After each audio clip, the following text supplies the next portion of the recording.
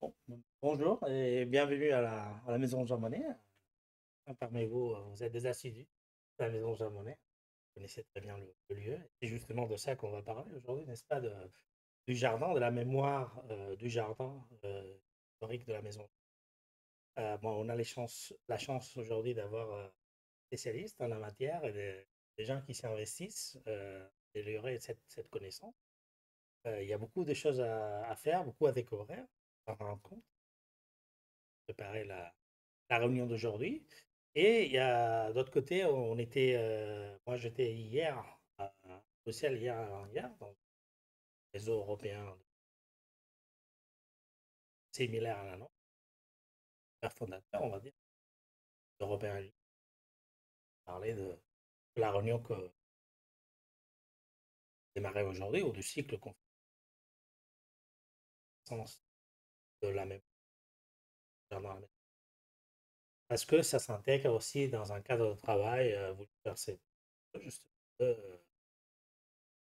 en maison,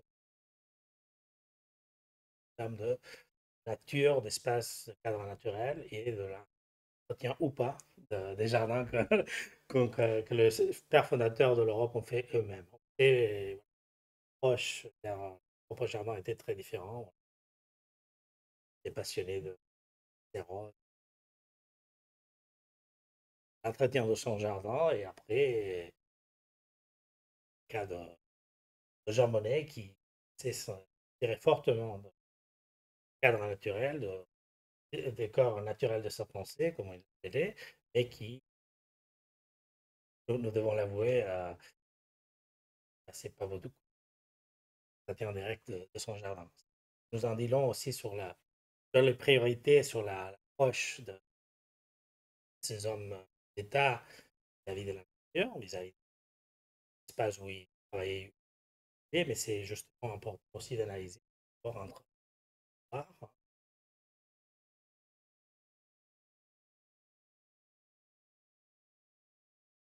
l'époque absolutiste, par exemple, de l'absolutisme, parler de la façon dont a façonné le paysage aussi dans l'ère où nous sommes maintenant, mais aussi à toute une autre échelle, voir comme l'individu se trouve à devoir construire l'Europe, à avoir des penser à collectif, trouve aussi un plaisir tout particulier.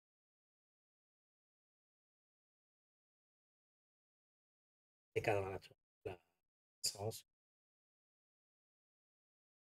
Voilà, je pense que là, c'est pas la première fois avec Jean Hilaire et avec Anna Born, vraiment que nous retrouvons pour parler et comme j'insiste, ça s'inscrit dans cette dynamique groupe de travail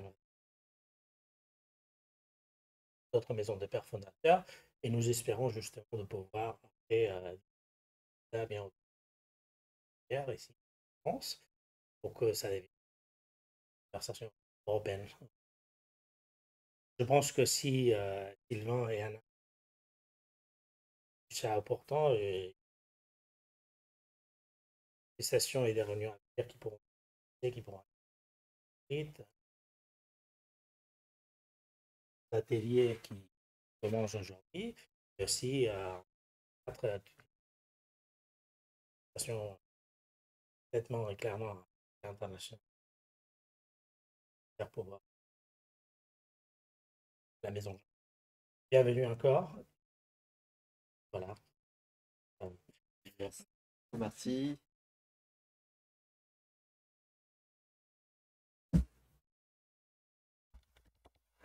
Merci pour cet accueil toujours chaleureux.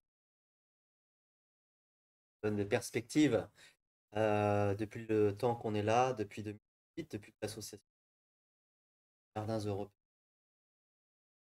un mode déjà participatif, travailler cette mémoire commune de l'Europe à travers ses spécificités, ses diversités. C'est vrai que c'est vraiment un petit peu de donc on a encore une fois cette opportunité de travailler cette matière historique patrimoniale ici avec cette singularité particulière et de le faire dans un nouveau registre. Donc, c'est le but de cette émission. Alors, très bien entouré, donc on va quand même présenter aussi les personnes, l'équipe de ce nouveau dispositif. Donc Paradeso pour des ateliers participatifs, ateliers histoire autour de la maison Monet, avec cette idée que, alors on les a aussi appelés à la recherche du jardin de Sylvia et de Jean Monnet, avec cette idée qu'il y a ici un vécu. Certes, il n'a pas été identifié comme prioritaire, et peut-être il ne l'est toujours pas, et c'est là-dessus aussi, dans nos formations du côté de l'école d'architecture et du côté d'autres formations, et où on identifie le jardin comme un espace clé d'histoire européenne, espace à la fois de symbolisme, à la fois de représentation, à la fois de rencontre. On va bien voir que c'est bien ce qui se passe avec Jean Monnet, un espace de politique, un espace politique, mais aussi un espace constructif de représentation de la société et acteur de l'histoire lui-même. C'est vraiment l'enjeu de cet atelier histoire, de commencer par là. Mais donc voilà, on va peut-être se présenter tous dans l'équipe, puisqu'on a constitué une petite équipe par les autres, avec la qualité, les ressources que l'on a dans l'association. Et on est assez fiers de dire qu'on a quand même une diversité aussi de profils, de formation, qui fait que on a, même si on a voilà, d'autres personnes dans l'association et d'autres ressources ailleurs, on est ici présents tous les quatre pour vous présenter ce nouveau dispositif, ces ateliers histoire, sans cacher le côté un peu expérimental aussi de la démarche, hein, on va vraiment assumer ça. On va cheminer aussi en le faisant, mais déjà peut-être se présenter chacun. Je vais laisser, je suis en minorité, donc je vais laisser l'honneur aux dames. Alors peut-être Amélie, si tu veux. Je commence. Donc oui, Amélie Aubert, je suis effectivement membre de l'association Paradesos Jardin Européen depuis ses débuts, depuis 2018.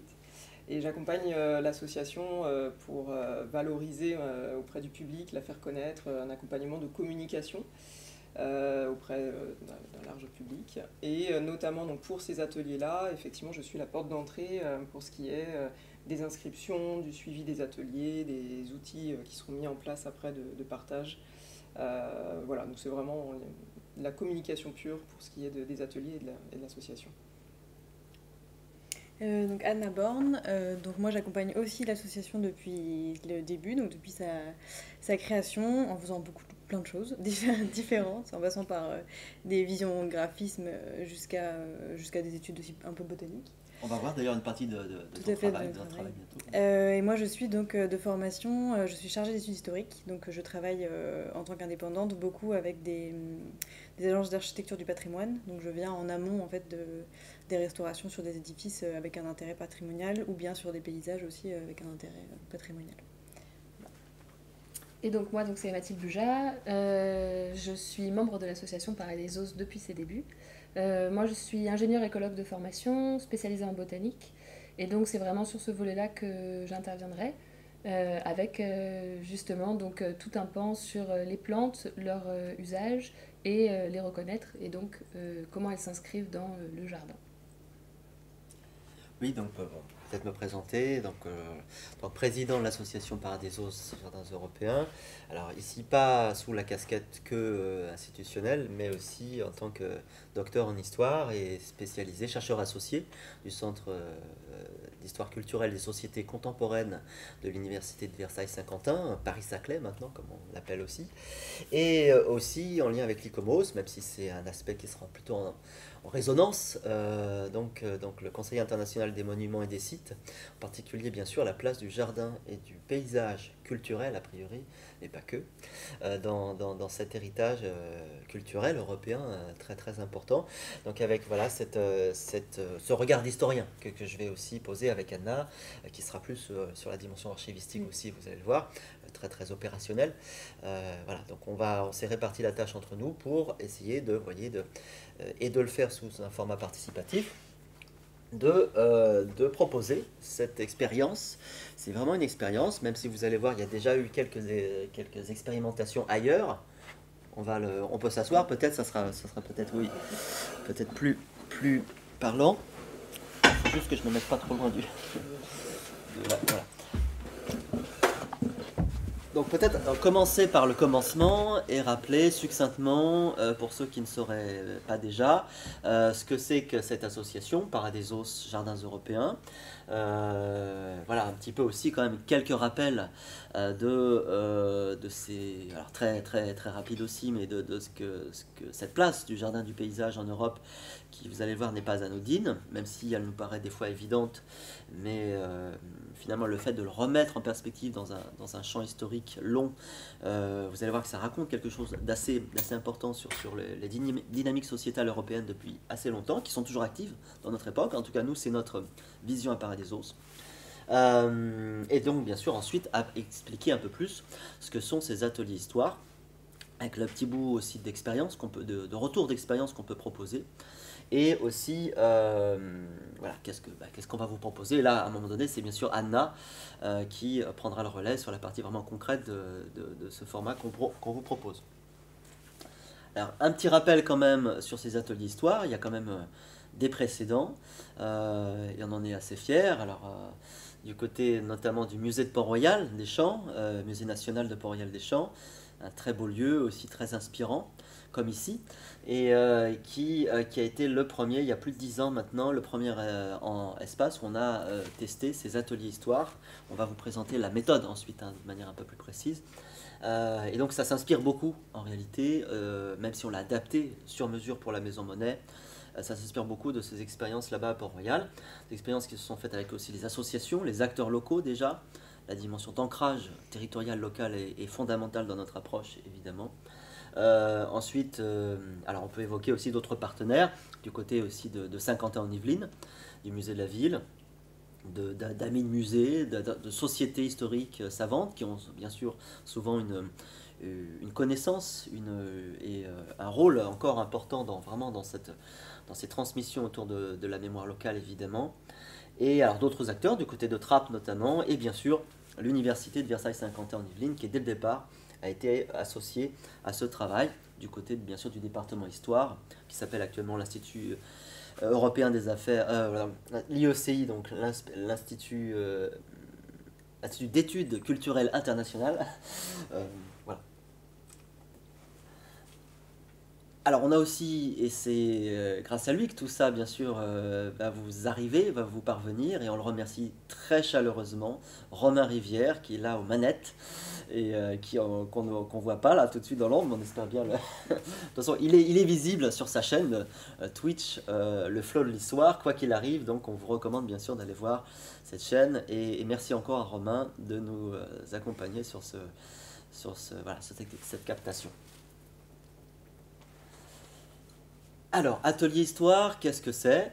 En quelques mots, vraiment cette idée de, encore une fois, à partir des expériences préalables de Port-Royal, notamment, mais aussi du musée de la ville de Saint-Quentin, c'est créer un espace de rencontre, de discussion et de production de savoir qui se fait de manière collective, participative.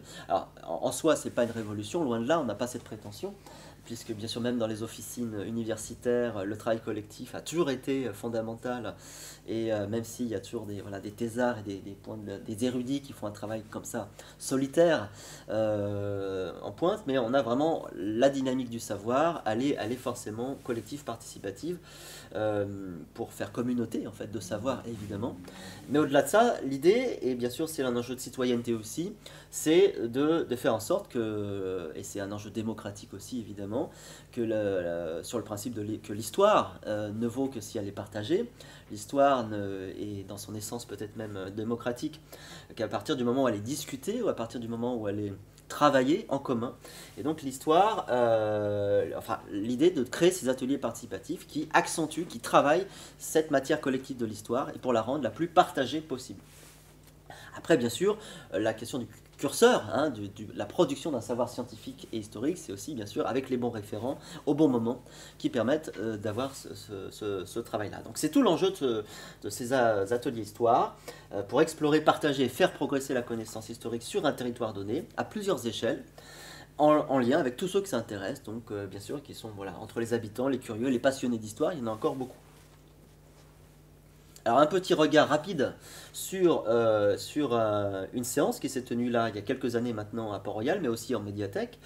Donc là pour le coup avec Wikimedia France, hein, c'était vraiment aussi la façon de, et on y reviendra sûrement par la suite dans d'autres séances, mais la façon dont aussi ce travail créé en commun, mais dans des séances pratiques, hein, physiques, qu'on va vous proposer ensuite. À un moment donné, c'est aussi un savoir qu'on peut diffuser, bien sûr, sur Internet. Donc là, c'était une séance particulière avec Wikimedia.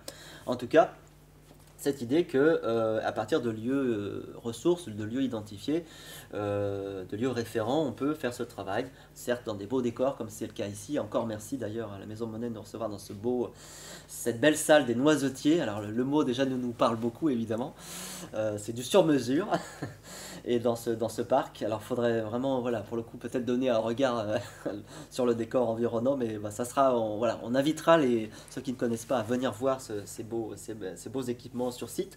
En tout cas, bien sûr, voilà, on a cette idée de trouver des lieux qui racontent aussi, qui inspirent cette histoire. Voilà, donc on en est à notre cycle ici, 2023, à la Maison Monet, le démarrage, aujourd'hui même, de cette expérience, en tout cas sa présentation de cette expérience, qui va se développer dans un premier temps en 5 séances, un peu test, hein, qui vont se dérouler entre juillet, donc maintenant, et novembre prochain. Donc vous voyez, avec vraiment une densité de travail beaucoup plus importante à partir de septembre. Voilà. On va vous présenter donc tout de suite les séances telles qu'on les a conçues. Donc peut-être même Anna, si tu veux les présenter dès maintenant, ne te gêne pas. Alors du coup on a conçu donc 2 séances en gros une de présentation générale et une dernière de présentation générale également, mais à la fin des ateliers. Et puis 3 séances qui seront donc des séances pratiques, donc avec en groupe réduit, donc de 10 à 15 personnes, où on va donc étudier des iconographies anciennes, des cartographies, et donc une sélection d'archives qu'on aura au préalable récoltées. Alors les 3 séances pratiques, elles vont se diviser en fait par thématique. La première, ce sera donc en fait on part du grand paysage pour aller vers le plus petit, vers le plus précis. D'abord, ce sera une première séance sur un peu des repères cartographiques et sur l'iconographie ancienne. Donc on utilisera par exemple des photos aériennes du paysage et puis aussi une cartographie plus ancienne, notamment du XVIIIe siècle. On pourra regarder un peu comment le paysage se voyait à cette époque. Ensuite, on va se restreindre au jardin vraiment de Sylvia et Jean Monnet, donc avec une sélection photographique, cette fois du jardin à l'époque donc de Jean Monnet, avec des photos de famille également, et ainsi que des films qu'on a, ainsi que des archives donc, qui décrivent parfois ce jardin. Et puis enfin, une séance donc, qui sera plus, elle, centrée sur la botanique et le côté plus horticole, c'est-à-dire qu'on va, à partir de photographies anciennes et à partir aussi de traces qu'on a dans ce jardin, de traces paysagères et aussi peut-être d'arbres qui sont restés en fait par rapport à l'époque de Jean Monnet, ce qui est possible, ce qu'on va étudier aussi. On va faire une séance comme ça de reconnaissance botanique. Voilà. Avec Mathilde. Avec Mathilde. Je sais pas si Mathilde, tu veux préciser des choses. Et enfin, la dernière séance, donc ce sera l'occasion de faire un bilan de tout ce travail avec une synthèse générale. Voilà. Et puis, pourquoi pas des pistes de préconisation pour voir comment ce jardin va évoluer par la suite. Alors évidemment, on n'aura pas les mêmes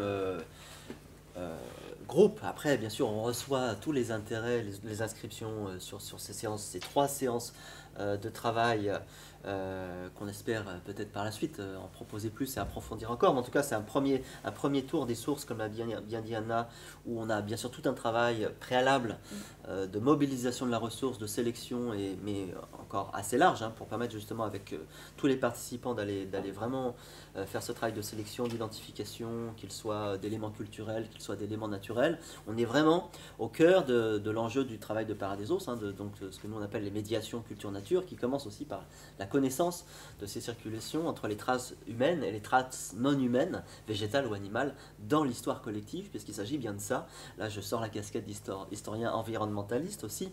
C'est qu'actuellement, l'un des grands enjeux de la recherche, c'est justement de restituer, et on voit bien que c'est un enjeu aussi de société, en termes de projection d'un certain développement humain et durable dans le temps, c'est comment est-ce qu'on intègre la connaissance de ces interactions complexes, subtiles, entre l'humain et son environnement et bien sûr l'écosystème, le socio-écosystème comme on l'appelle maintenant.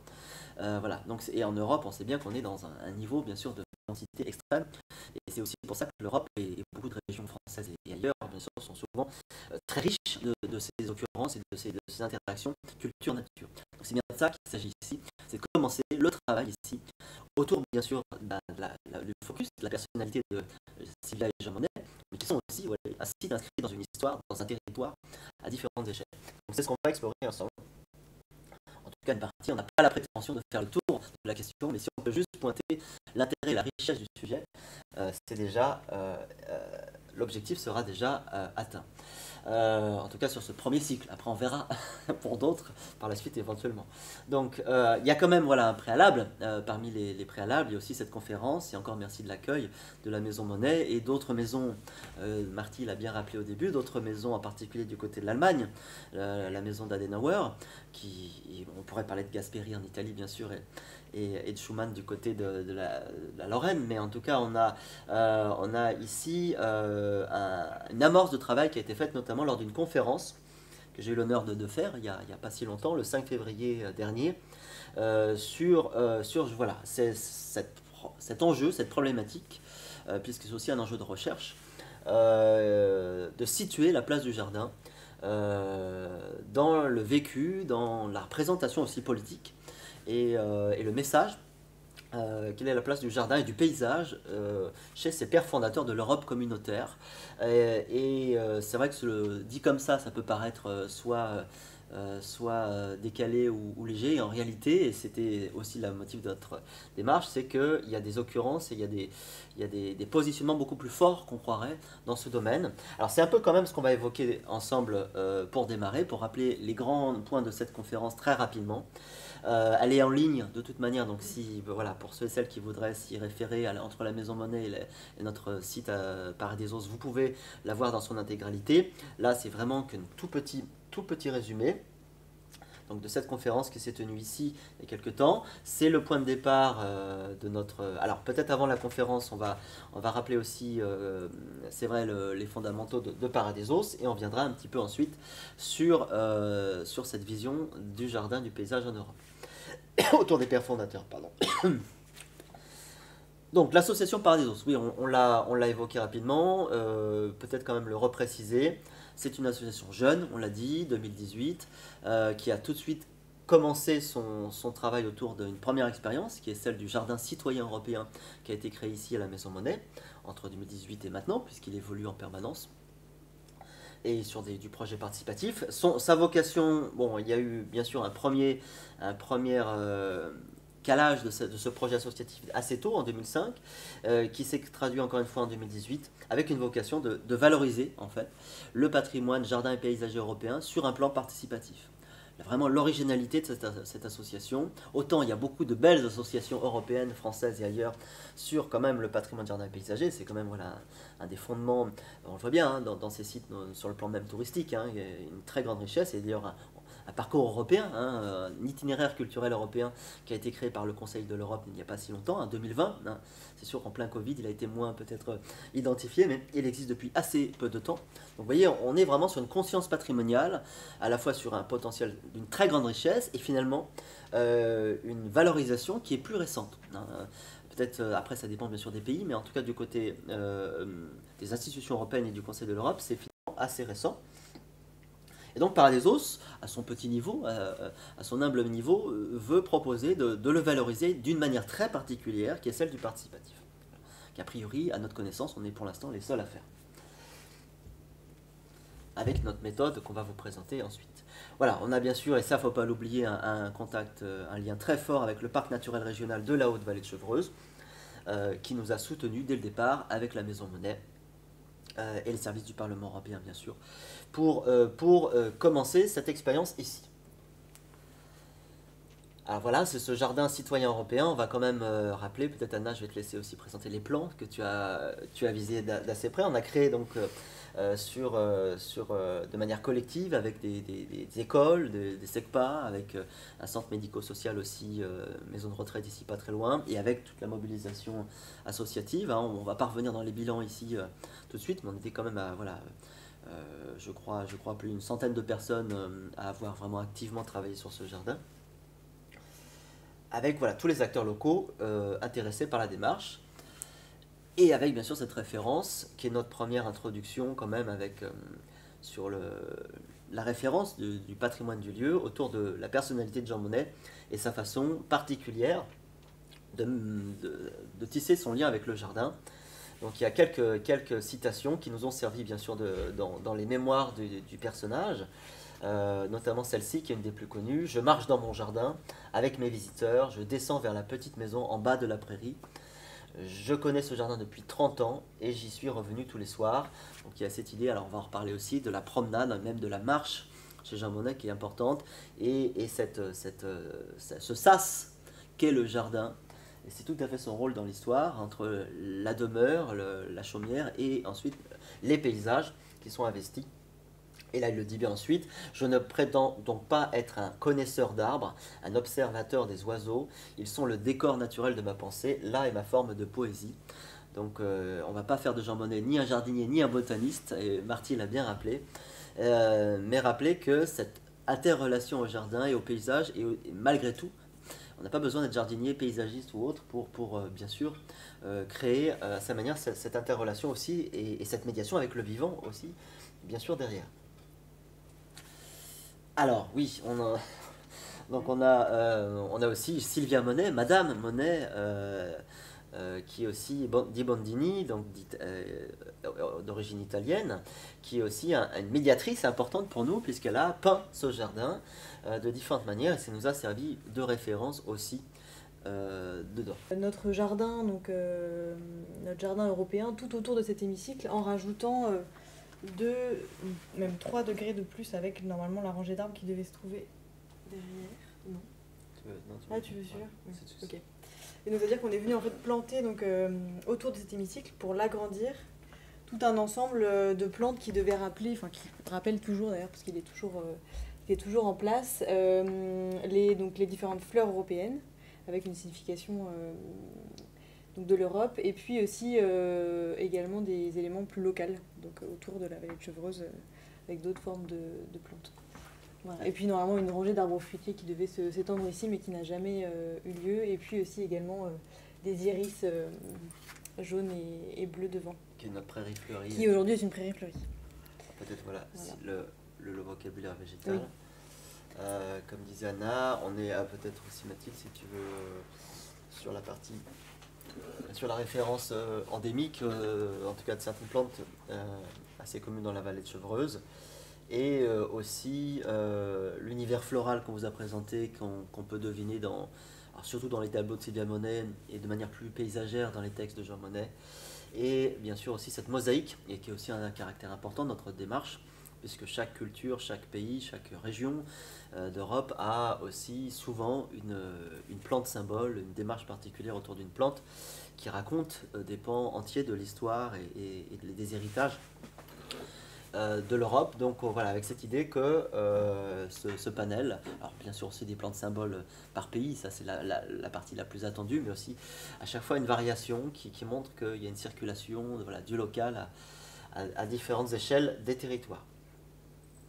Donc on est dans cette approche-là aussi, avec, encore une fois, et on va peut-être finir là-dessus pour cette partie-là, donc tout ce travail participatif avec des enfants de SECPA, ici horticole, des moments aussi de rencontres dans le jardin, ce qu'on pourrait appeler un tiers-lieu. Alors le lieu s'y prête tellement bien, un tiers-lieu culture-nature, où on est aussi en médiation permanente dans cet espace, en particulier dans des moments forts, au rendez-vous au jardin. On a été encore il n'y a pas si longtemps invité par la Maison Monnet à aussi apporter ces éclairages, et aussi bien sûr en mode en fonction de conférences un peu plus classiques.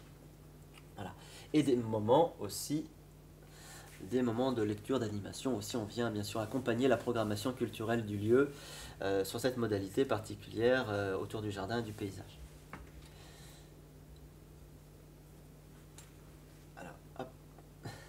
Voilà, alors un petit rappel rapide sur cette histoire des jardins des paysages en Europe. Ça sera vraiment très succinct, encore une fois. Ça a été le sujet principal de la dernière conférence, donc on va pas revenir dans tous ces détails.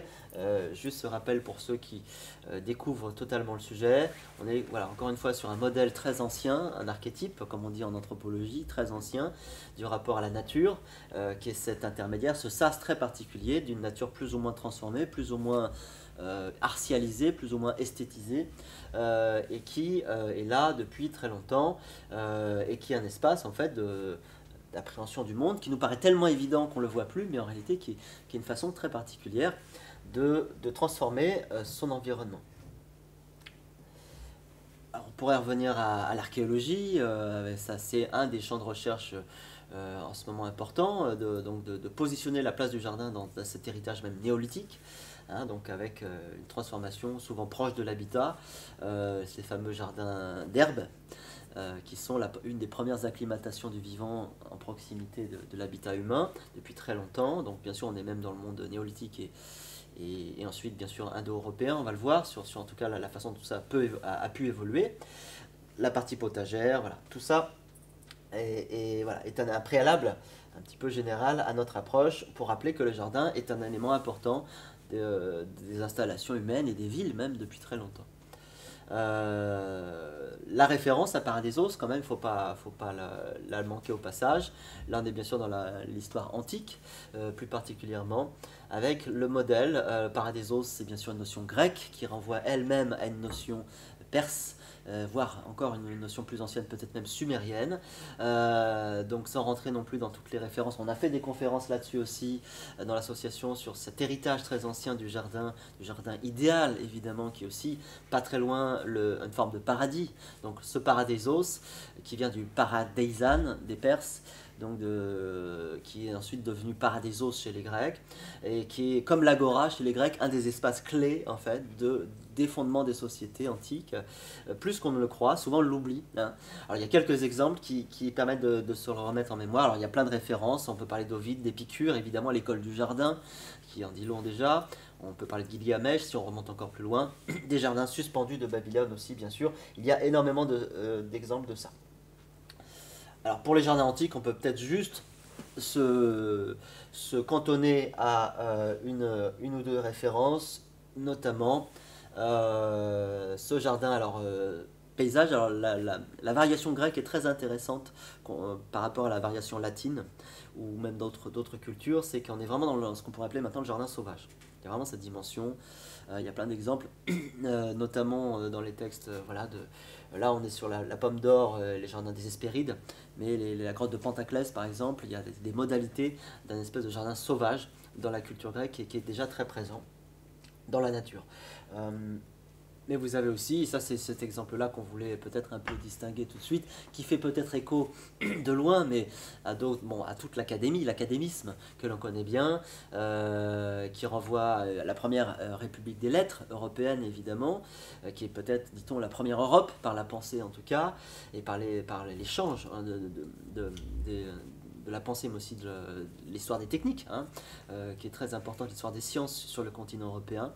Et cette académie de Platon, donc, qui était en réalité, en grande partie, se tenait dans un jardin. Hein, pas que, bien sûr, suivant le climat, mais le fameux jardin d'Académos, donc la référence antique, qui nous rappelle que le jardin est un espace de pouvoir et un espace de savoir depuis très longtemps, et aussi cette interface, cette médiation depuis très longtemps, culture-nature, avec des degrés différents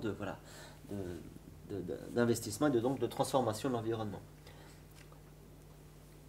Bien sûr, on pourrait parler du paradis terrestre, hein, qui est l'autre grande modalité, très forte dans les cultures européennes. Donc le paradis terrestre, ce jardin monde, ce jardin planétaire, comme certains l'appellent maintenant. Donc cette idée que le jardin est aussi à la fois un condensé du monde et à la fois l'image du monde, voilà, dans une espèce de choix un peu quintessentiel de ce que le monde représente. C'est valable sur le plan culturel et naturel, encore une fois, puisque les collections étaient botaniques aussi, elles étaient aussi artistiques. Voilà. C'est toute l'histoire de l'Europe, hein, notamment par les cabinets de curiosité, par d'autres modalités, qui traversent ce rôle du jardin. Alors bien sûr, on le retrouve dans toute l'histoire de l'art aussi. Là aussi, on va pas juste un regard très rapide, l'histoire de l'art, et donc cette façon de représenter le monde, où le jardin a une place centrale, depuis très longtemps. On le retrouve aussi jusqu'au Moyen-Âge, évidemment, les jardins de lettrés, très liés aussi à ces officines, des grandes bibliothèques, les premières bibliothèques de lettrés, de savants, d'humanistes. Et c'est bien sûr ça, c'est un enjeu humaniste aussi, ce jardin. C'est aussi ce qui est en jeu derrière. Donc dans toutes ces références culturelles, encore une fois ici, c'est qu'un survol très très rapide de la densité historique patrimoniale du jardin dans le temps et l'espace. Et bien sûr, on arrive à cette Europe renaissante, humaniste, fondamentale. Hein, d'une certaine manière, on y est toujours, hein, par rapport en tout cas à cette révolution scientifique et technique qui a été enclenchée à cette époque, et qui elle aussi est un curseur important, bien sûr, de l'histoire et de l'identité européenne, qui a eu tellement de conséquences à l'échelle du monde ensuite. Bien sûr, tout ça est aussi lié à des héritages complexes, on l'a bien vu, moyen-orientaux aussi, mais on a vraiment voilà, ce moment particulier où, encore une fois, le jardin, alors là, c'est qu'une toute petite vue chronologique de ces constructions de jardins botaniques partout en Europe, sur à peine 2 siècles, vous voyez, enfin un peu plus là pour le coup sur cette chrono, et avec voilà, un phénomène hein, qui est clairement européen, entre Italie, France, Danemark, on le voit, Allemagne, Angleterre évidemment, et bien d'autres pays. Donc là, encore une fois, on ne va pas rentrer dans les détails, c'est juste pour montrer ce fil historique très important. Alors aussi qui sont des symboles très forts de représentation du monde. Ici, on est en Italie du côté de Padoue, un des plus beaux et des mieux conservés de jardins botaniques dans son registre. Il y a tellement d'autres exemples aussi à évoquer. On peut, si on se rapproche un petit peu quand même de notre, là on va faire un peu vite quand même, mais pour se rapprocher un petit peu de notre région et de l'emplacement de la Maison Monet dans son contexte régional, territorial, on est à un héritage important du côté de Versailles évidemment et du jardin classique à la française, comme on va l'appeler ensuite, comme souvent plus tardivement, et avec cette façon aussi, hein, on n'est pas si loin des jardins suspendus de Babylone ici encore une fois, on le voit bien, hein, cette façon d'investir l'espace à grande échelle, qui est aussi une façon d'aménager l'espace, hein, c'est très marquant et on est encore une fois dans une époque qui reçoit encore et qui a gardé beaucoup de ces grands modèles sans qu'on s'en rende compte forcément, ces grandes façons de marquer l'espace. Voilà. Donc, jardin de savoir, jardin de pouvoir, encore une fois, on pourrait dire encore beaucoup de choses. Pour ce qui est de l'Europe, on peut donner quelques références, notamment pour la France, mais c'est valable aussi pour beaucoup d'autres pays européens, cette fameuse catégorie des gentilshommes, bourgeois, jardiniers, herboristes, fleuristes pour les Hollandais, donc qui sont aussi des moments importants de développement de la connaissance du vivant, qui sont aussi tout à fait liés à une certaine élite hein, intellectuelle, politique, culturelle, qui va faire l'Europe hein, d'une certaine manière déjà dans cette époque.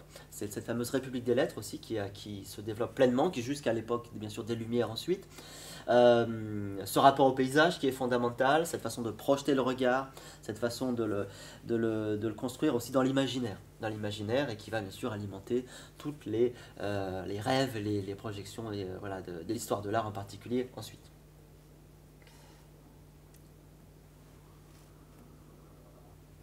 On se rapproche encore de notre proximité. Il y a des personnes ici qui connaissent bien la partie Port-Royal.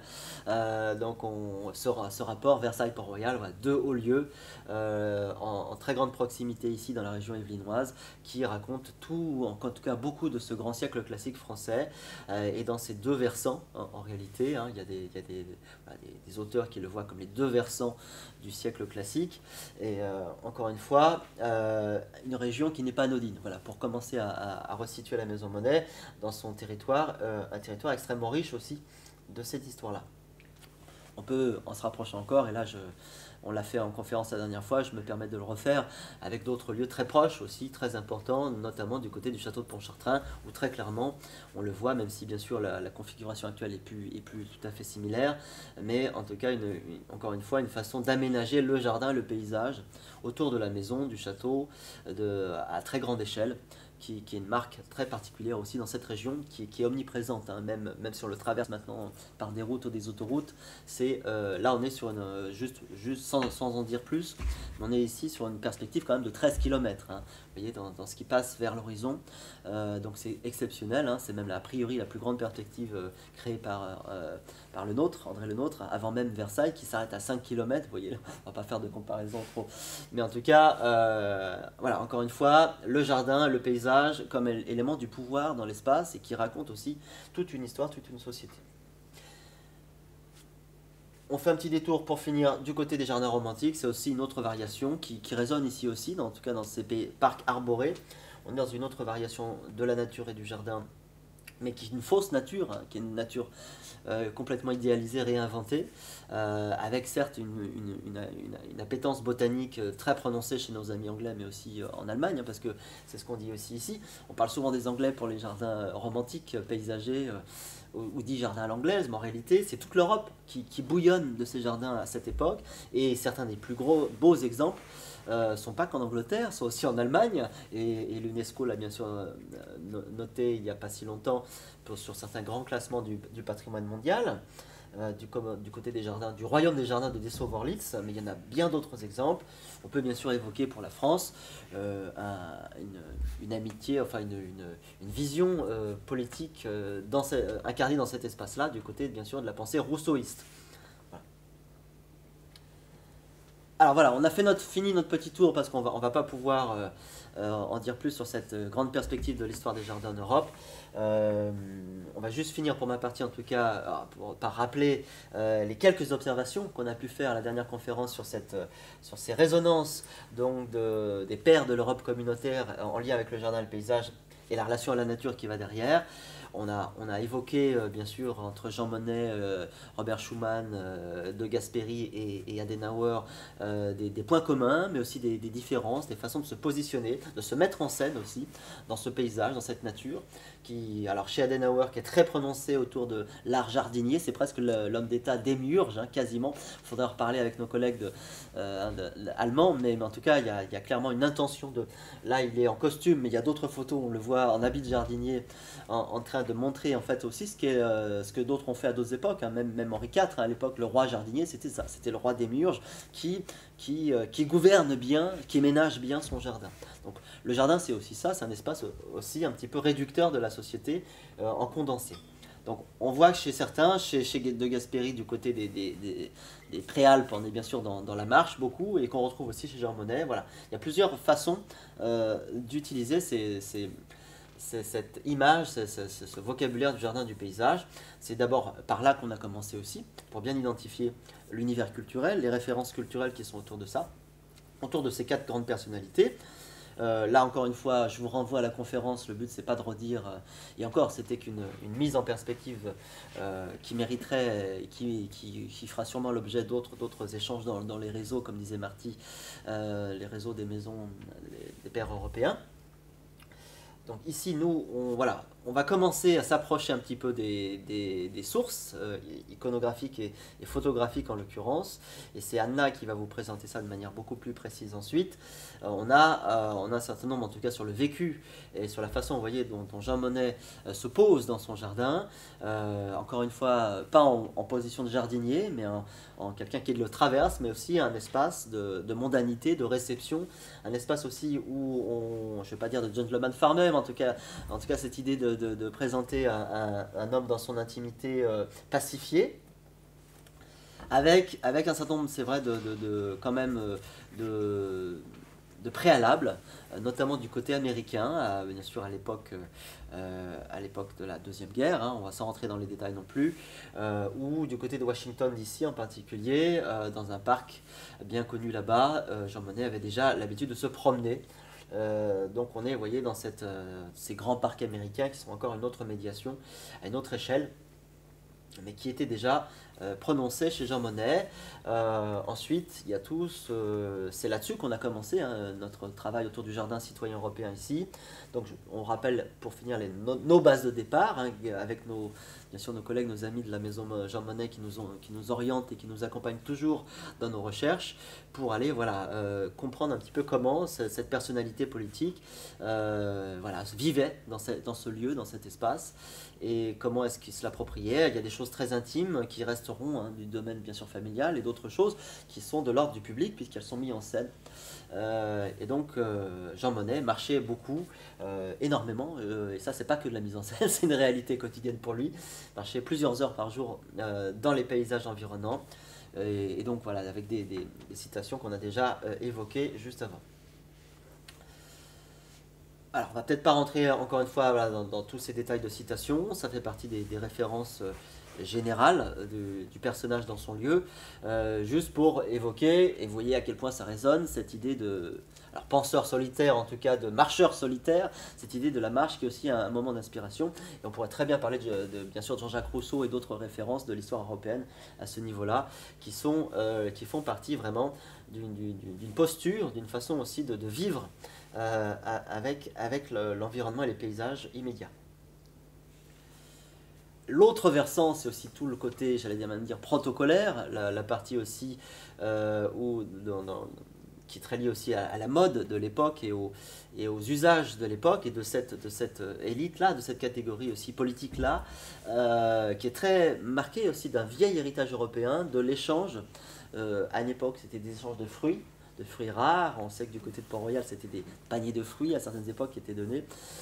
Ici, on est dans des échanges de collections de roses rares, certaines variétés qui existent toujours. Alors ça fait partie des recherches qu'on pourrait approfondir aussi d'ailleurs ensemble. En tout cas, lors des visites notamment du président Eisenhower, et avec certaines roses qui existent toujours, président Eisenhower, des variétés de roses rouges qui sont assez rares, même dans les grandes collections publiques internationales. On sait qu'en France, il y en a a priori que 2 ou 3 variétés présentes dans les parcs botaniques de roseraies.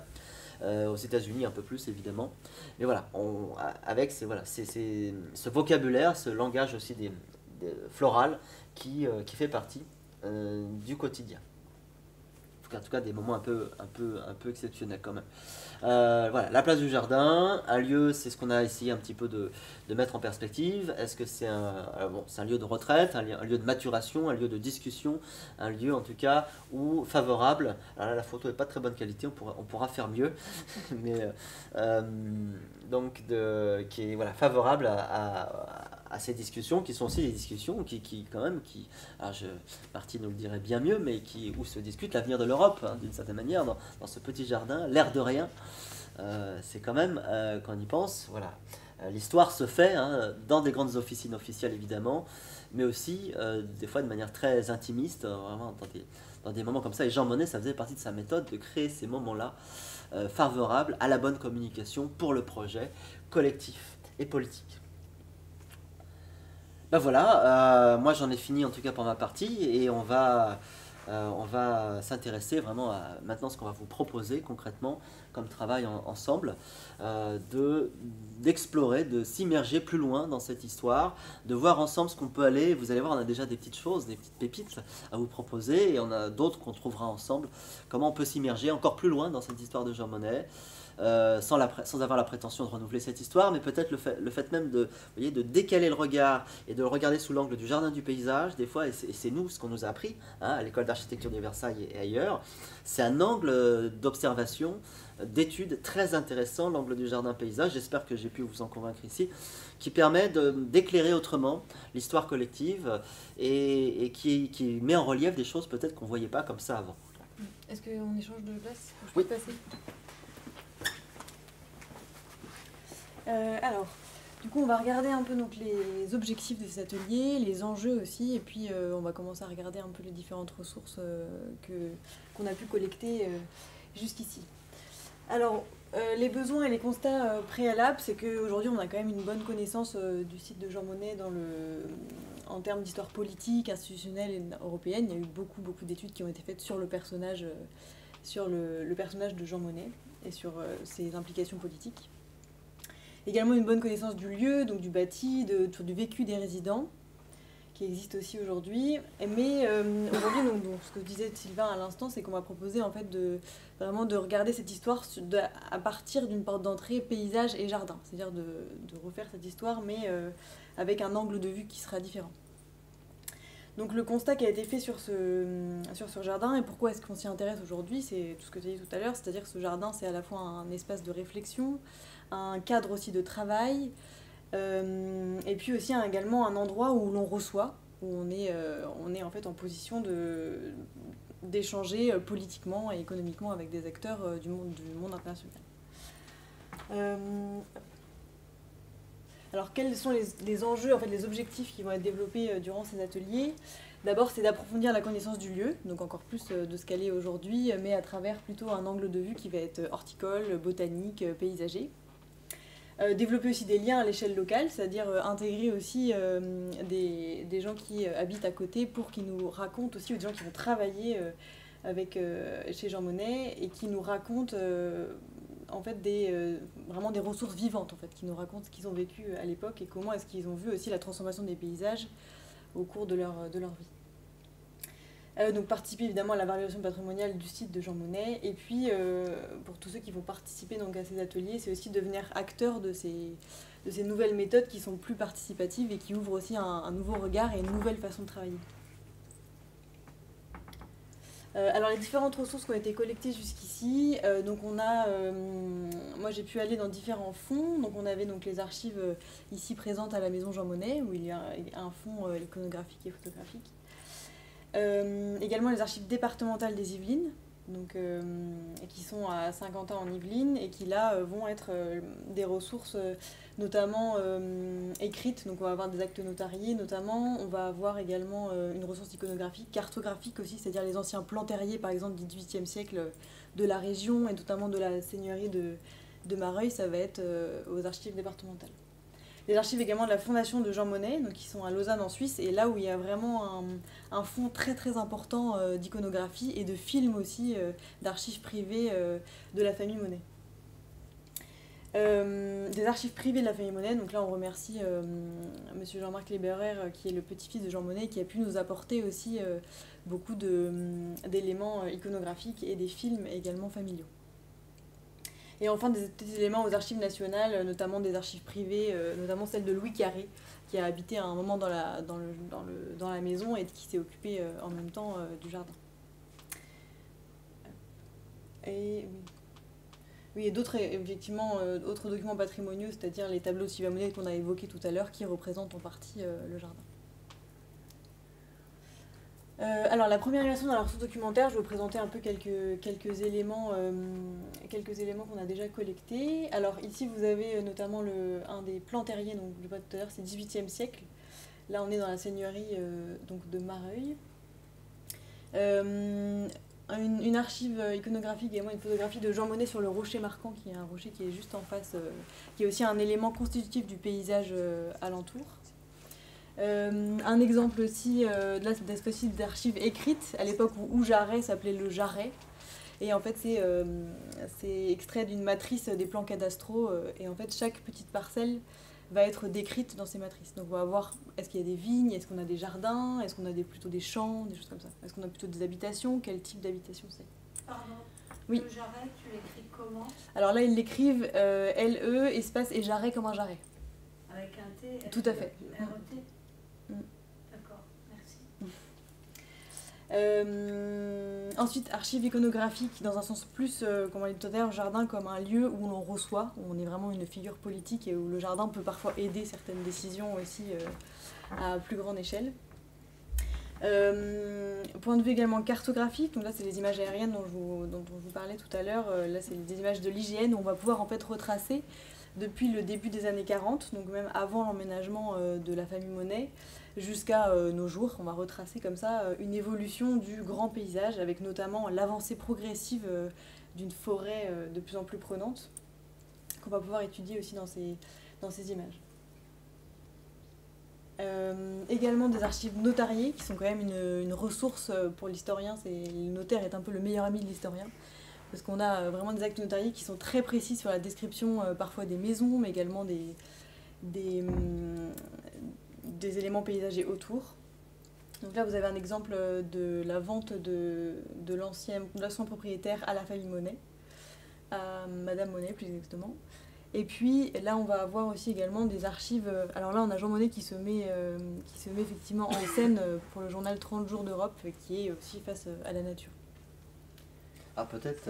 Oui, j'ai oublié la photo du milieu, qui est donc une photographie où là, on peut vraiment voir aussi l'ancienne roseraie du côté de la maison, qui est encore là aujourd'hui. Et rappeler déjà, peut-être, même si on aura l'occasion d'y retravailler plus en détail, cet inédit de ce document. Peut-être Marty, si tu veux. Non, juste, on a parlé juste avant cette réunion. Je pense que c'est une belle découverte d'avoir eu accès à ces documents que ça aborde et qu'on espère pouvoir l'exploiter sur le plan académique et recherche et pouvoir bientôt publier plutôt une analyse détaillée des informations qui nous sont fournies par ces documents. Et vraiment la production scientifique historique qu'on va faire derrière, avec toutes ces dimensions participatives, et aussi qu'à un moment donné, on va être sur une production, voilà, on verra d'articles et de choses aussi qui permettront de faire, d'avoir quelques apports sur cette histoire. Alors, comment vont se dérouler ces séances pratiques? Donc, j'ai dit, hein, c'est on l'a dit tout à l'heure, par thème, par thématique. Une séance lambda comme elle devrait normalement se dérouler, mais on sait toujours que ça se déroule pas toujours comme on a prévu, mais en tout cas c'est le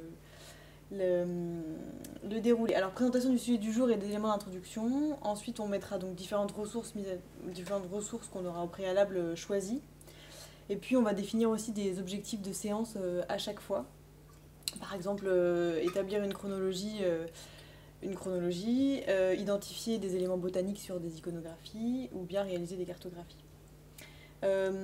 Potentiellement, cela dépendrait aussi du nombre de gens qui participent. On pourra créer en fait des groupes de travail pour faciliter la recherche par objet d'étude et par aussi selon les appétences de chacun. En fin de séance, donc, on pourra restituer une sorte de synthèse collective où chaque groupe va pouvoir donc faire part de son travail de séance. Et enfin, si jamais il y en a qui veulent du travail à la maison, on pourra toujours donner des pistes de réflexion pour la séance suivante. Oui, alors ce qui serait attendu dans ce travail collectif, ce serait d'abord donc, de réaliser des analyses cartographiques, iconographiques et photographiques. Donc ça, ce serait sur des archives donc, du plan Terrier 18e, pardon, j'ai écrit 17e, jusqu'au XXe siècle. D'études d'archives écrites également, peut-être se plonger un peu dans les actes notariés et comment est-ce que ces actes fonctionnent. Ça peut être intéressant si jamais après, vous aussi, vous aurez envie de faire l'histoire de votre jardin ou de votre maison. Ça peut être une méthodologie aussi à intégrer. Peut-être également faire des reconstitutions partielles ou bien une évolution des paysages autour de la maison Jean Monnet. Donc comment est-ce que ce paysage a évolué au fur et à mesure du temps. C'est ce que tu évoquais déjà un petit peu sur l'évolution de la forêt. Tout à fait. Tout à là, fait. c'est le premier constat. Après, on va essayer d'aller un peu plus en détail pour voir comment cette forêt évolue et éventuellement pourquoi. Idéalement, pourquoi. Et ça à travers potentiellement des dessins, une sorte de travail graphique aussi qu'on ferait en groupe et qu'on pourrait restituer à la fin sous forme de DAO par exemple, de dessin assisté par ordinateur. Pareil que pour le grand paysage, faire la même chose mais au niveau du jardin Jean Monnet, c'est-à-dire avoir une échelle beaucoup plus restreinte et voir comment est-ce que où est-ce qu'on plante des arbres, quel type d'arbres, où est-ce qu'on a une prairie, où est-ce que le potager s'étendait également et comment est-ce que cet espace évolue. Et enfin, avec tout ça, identifier également tout ce patrimoine botanique et ce qu'il en reste peut-être de l'époque de Jean Monnet. Ça sera avec Mathilde. Oui, avec Mathilde, tout à fait. Alors ça, c'est un exemple de ce qui a pu être fait au cours... c'était mon travail donc, de fin d'études de 2016, il y a fort longtemps. Et en gros, c'est comment est-ce qu'à partir de différentes cartographies, de différentes archives qui ne sont pas forcément à la bonne échelle, à la même échelle, qui ne se ressemblent pas, on peut arriver à recréer des sortes de schémas et d'évolutions comme ça, diachroniques de ce qu'a pu être le grand paysage. Et comment est-ce que, par exemple, là vous avez une vision d'un grand parc qui était là au XVIIIe siècle, comment est-ce qu'il a créé cette forme-là qu'on a aujourd'hui dans la commune en fait. C'est vraiment comment est-ce que les communes et les jardins, parce que là on va être dans une échelle un peu plus macro que celle-ci. Voilà, donc ça c'est vraiment un exemple de ce qu'on peut faire en fin d'atelier. Mais c'était une abbaye, Braine ? Saint-Yves de Braine. Oui, tout à fait. Donc en fait le parc c'est le parc de l'abbaye. Non, c'était le parc du château. D'accord. Ouais, en fait c'est le grand parc de chasse. Ok. Mais effectivement, il y avait également l'abbaye qui se trouvait ici.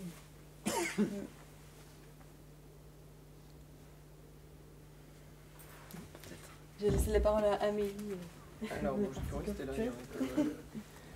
Oui, effectivement, donc là, l'objectif, c'est de pouvoir vous inscrire et pouvoir participer à ces ateliers. Ah oui, Il faut me voir quand même. Pour la voir. Donc pour ça, on a notre page internet que vous voyez ici, sur laquelle vous allez pouvoir retrouver toutes les informations de ces ateliers, les plannings et toutes les étapes qui vont être après mises en place. Moi, je suis vraiment le contact et la porte d'entrée pour toutes les inscriptions, donc on est ouvert à tous. Ce qu'on aimerait, c'est vous connaître un peu plus quand même et savoir un peu plus vos motivations. Donc sur la page internet, d'ici quelques jours, vous pourrez trouver effectivement un petit formulaire rapide d'inscription pour avoir au moins vos coordonnées et notamment voilà, vos motivations. Est-ce que vous avez eu déjà des liens avec les archives ou avec la documentation? Qu'est-ce qui motive vous à venir vous inscrire à ces ateliers? Pourquoi ces ateliers vous intéressent? Le lien peut être avec Jean Monnet ou pas. Mais voilà, on vous mettra tout ça à disposition sur le site internet pour que vous puissiez vous inscrire. Et à partir de là, on vous enverra régulièrement des informations pour la mise en place du premier atelier qui aura lieu en septembre. Et ensuite en octobre jusqu'à novembre. Et novembre, la grande date de restitution et de bilan de tous ces ateliers-là. Voilà, vous avez mes coordonnées. Il ne faut pas hésiter effectivement à m'écrire si vous êtes intéressé, à venir voir notre page internet pour avoir plus d'informations. Et ensuite, on mettra en place peut-être des plateformes pour partager les documents entre nous, bien évidemment. On va avoir accès à des ressources qui sont privées. Donc voilà, ne pas forcément les partager, mais au moins y avoir accès à une plateforme d'échange, un forum aussi également pour poser toutes les questions, et puis travailler ensemble au fur et à mesure d'un atelier à un autre. Voilà, voilà. Donc là, c'est un rappel justement des différentes dates qui sont proposées. Donc la prochaine, qui serait la première séance pratique de travail qui aura lieu le 23 septembre, ici donc à la Maison Jean Monnet, qui nous accueille, encore merci. La deuxième probablement le 7 octobre, ensuite on passerait plutôt sur un mercredi 18 octobre, et à noter la date de restitution, séance conclusive effectivement de tous ces ateliers, avec une synthèse globale de ce qui se sera dit. On est sur le samedi 4 novembre. De toute façon, toutes ces dates-là vous seront partagées, données à travers le site internet. On a également, n'hésitez pas à suivre notre page Facebook aussi sur Jardin Paradeisos, où vous avez aussi les informations, puisqu'on fait plein d'autres choses, notamment les journées du patrimoine en septembre, les rendez-vous jardin au mois de juin. Donc il ne faut pas hésiter à nous suivre pour avoir toutes les informations sur l'association. Alors voilà, c'est ce que je disais tout à l'heure, on va mettre à disposition sur le site internet un petit formulaire pour vous inscrire et qu'on puisse un peu en savoir plus sur vous. Alors c'est vrai qu'on a 3 séances qui sont proposées et on demande quand même à ce que vous puissiez être présent à ces 3 dates-là qui sont données. On les communique suffisamment à l'avance pour que vous puissiez prendre les dispositions nécessaires et surtout d'être présent aussi à la séance de restitution le 4 novembre. Pour nous, c'est important. C'est un travail collectif, comme on dit. Donc, ce serait vraiment dommage si vous ne pouviez pas. Alors après, on peut, voilà, en fonction des demandes, on peut peut-être adapter à la marge. Mais c'est vrai Oui, que notre souhait, c'est bien sûr avoir sur ces 3 séances une régularité de présence. Après, s'il y a vraiment des contraintes qui font que sur une séance ou deux, on peut voir, tout dépend du nombre de personnes, des espaces. On peut quand même adapter à la marge, mais voilà, si la possibilité de suivre, et c'est l'intérêt même pour chacun de s'immerger complètement dans ces dimensions-là. Et nous, on pense, voilà, c'est aussi une démarche, un devoir de mémoire pour comprendre cette complexité, cette richesse intrinsèque des lieux comme ça d'histoire, de pouvoir avoir ces différents panels. Donc c'est vrai qu'une séance ne donne pas une idée précise de la démarche entière. Bah ça y est, Voilà, c'est terminé. on a fait le tour, un bon tour. Je ne sais pas si mes collègues veulent préciser quelque chose. Bien sûr, s'il y a des questions, on est à votre disposition, comme l'a dit Amélie, sur nos plateformes en ligne et sur le site. On espère vous retrouver bientôt, alors en présentiel, en présence ici. Et c'est le but de ces... D'ailleurs, à une époque, on est beaucoup, c'est vrai, à distance. Et on sait, et je sais que du côté de Romain aussi, dans la démarche, avec toute la diffusion, la très belle diffusion qu'il fait sur les réseaux, en même temps, il y a des lieux comme ça qui incarnent l'histoire où il faut à un moment donné se donner rendez-vous. Donc venez, même ceux qui sont en ligne, loin, venez voir, découvrir cette maison et bien sûr venez participer à nos ateliers. Ce sont des moments aussi d'échange, des moments très vivants où voilà, on n'est pas obligé d'être toujours d'accord. D'ailleurs, c'est aussi des moments de débat par moment, mais voilà, des moments formateurs où voilà, on a l'impression en tout cas d'être acteur aussi un petit peu de cette histoire. Et donc on espère vous retrouver bientôt. Merci de nous avoir reçus et écoutés. Et peut-être Marty, on te laisse le mot de la fin. Je peux poser une question, Sylvain, avant? Oui. Il y a une question quand tu as parlé des jardins tout à l'heure. Oui.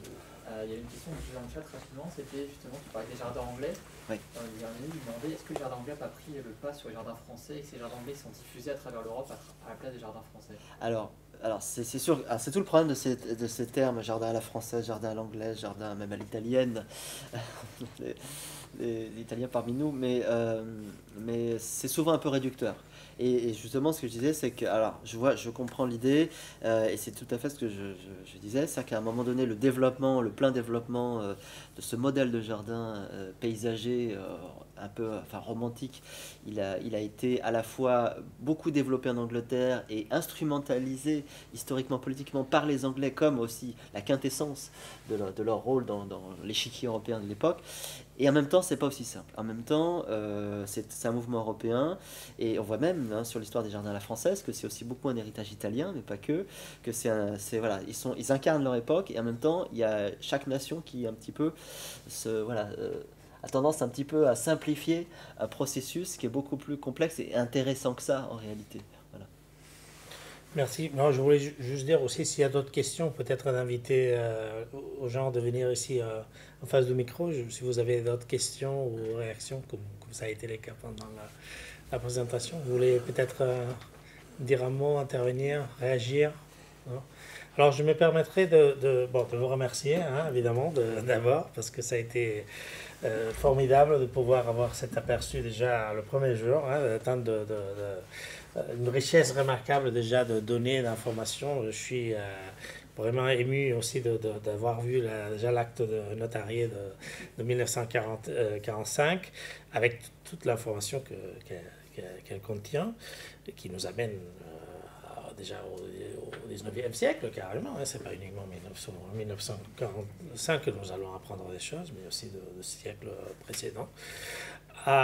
Non, juste sur cette question aussi des jardins, ou la question qui a été posée maintenant il y a une minute, sur les jardins européens. Je veux juste rappeler aussi que l'histoire derrière la conception de jardins européens, avec vous, avec Sylvain, avec Paradisos, en 2019, si je ne me trompe pas, on avait déjà organisé une conférence avec un responsable de la revue de Monde, Eric de Rubens. Eric, exactement. Et encore avec des Marghetti de la maison Marco Martella de l'Institut européen de paysage. Je ne sais pas si après, Sylvain, tu voudrais déjà annoncer un peu nos projets de collaboration. Je te laisse à toi après annoncer ou pas annoncer. Je ne sais pas si c'est prématuré, mais aussi nos projets de collaboration avec l'Institut européen de paysage, encore d'autres associations, d'organisations et structures. Mais juste sur le plan théorique, je voudrais dire aussi que j'espère que ça nous amènera aussi à étudier, à nous intéresser aussi pour les autres jardins de Jean Monnet dans le monde. Parce qu'il y en a, à part ça, c'est une merveille de pouvoir se promener au moins dans la pensée, en Chine, en Égypte, très probablement des choses peut-être pas très connues, mais même en Chine, on le voit dans certains jardins en Chine, en train de jouer au ballon, en train de parler avec des gens. Alors, voilà, on a des pistes. Hein. Évidemment, tu as mentionné le parc à Washington qui était juste à côté. C'est pour ça qu'il avait choisi sa maison en fonction des parcs qu'il pouvait avoir à côté, parce que c'était essentiel pour lui, comme tu as dit, Sylvain, de pouvoir marcher le matin. Sinon, ça n'allait pas. Hein. Et à Londres, à Cognac, au Luxembourg, voilà, à Lausanne, en Suisse, quand il était secrétaire général adjoint de la Société des Nations, là, il y avait un parc de château, palais qui allait avec le poste. C'était un truc extraordinaire. Il y avait des photos. Et lui, il habitait tout seul, là. Hein.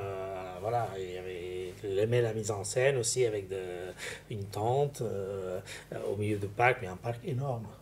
Et le château aussi, voilà. Prendre des notes. Oui, non, mais ça, on a les photos, hein, Anna, on a les photos, on peut pas tout faire déjà le premier jour, mais évidemment, le matériel nous attend, ça, c'est pour, voilà, pour aussi donner le goût l'avant-goût pour les ateliers qui vont venir, mais tout ça pourra effectivement intervenir dans les ateliers, parce que nous avons tout ça à disposition, mais j'insiste, c'est un travail local, mais c'est un travail international, que vous voyez aussi, parce que ça nous amène à voyager partout dans le monde, hein, à partir de la réflexion qu'on pourra se faire ici, et se poser la question pourquoi Jean Monnet, qui avait vécu dans ces endroits tellement remarquables de films, on va dire, pourquoi il a choisi ici, qui finalement c'était assez modeste, il aurait pu choisir autrement pour s'installer à Paris après la Deuxième Guerre mondiale, mais non, il a fait exprès de choisir ces modèles, parce que c'est les cadres qui convenaient à son travail, au mode de vie qu'il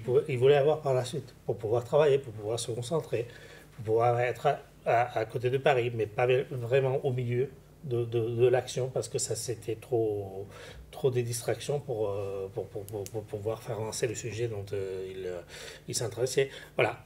Tout ça, ça fait partie de la grande histoire, pas uniquement de l'histoire locale, qui c'est déjà pas mal, mais j'insiste, on peut, dans cette même démarche, réunir plusieurs niveaux géographiques par rapport au cadre historique auquel nous nous intéressons.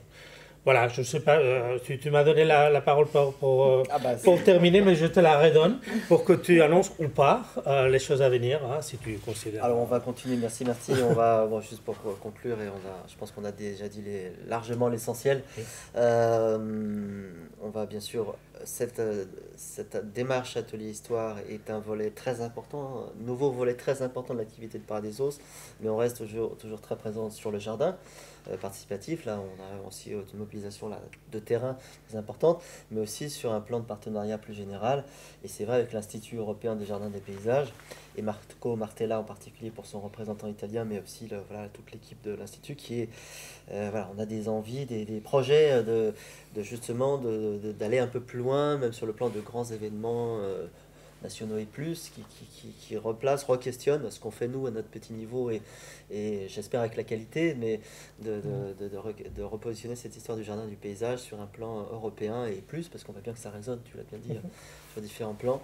Et voilà, il y avait certains penseurs qui disaient cultivons notre jardin, alors sans le nommer Voltaire évidemment, mais il y en a plein d'autres exemples. On voit bien que ça fait partie d'un fond culturel commun sur lequel il faut continuer à travailler absolument, et qui en particulier dans les grands enjeux actuels, pour plein, sans rentrer dans l'actualité diverses et variées, mais on voit bien que c'est un levier aussi de travail sur une certaine idée aussi de la société, de son avenir, qui n'est pas anodin. Voilà.